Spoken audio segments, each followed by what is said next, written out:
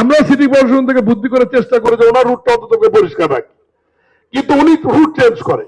যেহেতু মাননীয় প্রধানমন্ত্রী সদ ইচ্ছা রয়েছে, রাষ্ট্রীয় প্রধানের যখন ইচ্ছা থাকে, রাষ্ট্রীয় প্রধানের যখন অভিপ্রায় থাকে, তখন এই কাজগুলি এগিয়ে নিতে আমাদের জন্য সহজ হয়।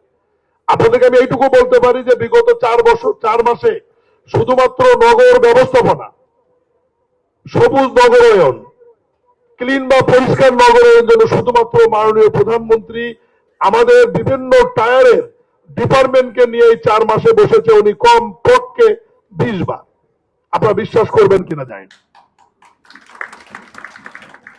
এবং মাঝে মাঝে 2 প্রশাসককে বাদ দিয়ে শুধুমাত্র 2 সিটির আমরা দায়িত্বশীল 4 জন 5 জন করে 10 জনকে নিয়ে আমি আর মাননীয় প্রধানমন্ত্রী আমাদেরকে নিয়ে বসেছেন এবং উনি আমাদেরকে সময় দিয়েছেন।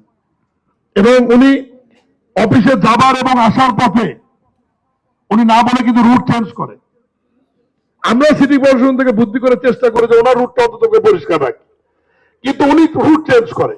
ওনার রুটটা যখন চেঞ্জ হয়, ময়লা যখনই চোখে পড়ে, হয় আমাকে টেলিফোন করে, না হলে সরাসরি প্রশাসককে টেলিফোন করে যে এই রুটের এই জায়গায় ময়লা আমি কেন দেখলাম বা ময়লা কেন থাকে।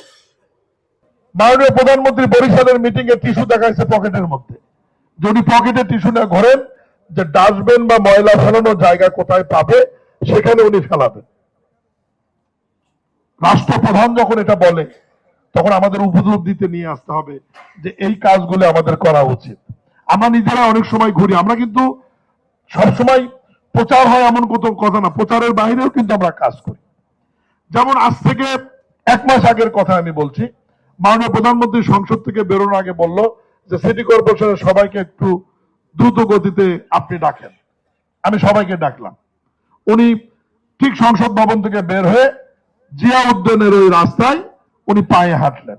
এটা আমরা কি দেখলাম? ডাস্টবিনের কোনো অভাব নাই, বিনের কোনো অভাব নাই, কিন্তু পরিবার সহ বন্ধু বান্ধবী সহ যারা পুরো লেকে বসে আছেন, যে যেখানে ফুচকা খাচ্ছেন ওখানে তার প্লেট ফেলাইছেন। প্রধানমন্ত্রী নিজে দেখলেন এগুলো, পলিথিন ফেলাইছেন, বাদামের খোসা ফেলাইছেন। অথচ আমরা 8-10 জনকে এমনি সামাজিক ভাবে মাননীয় প্রধানমন্ত্রী উপস্থিত দেখে বললাম যে আপনার থেকে 10 হাত দূরে একটা ডাস্টবিন এখানে সিটি কর্পোরেশন থেকে দেওয়া হয়েছে, তাহলে আপনি ময়লাটা ওখানে না ফেলে এখানেই ফেললেন কেন? বলছে দীর্ঘদিনের অভ্যাস। দীর্ঘদিনের অভ্যাস। তাহলে পরিবর্তনটা আমাদের নিয়ে আসতে হবে।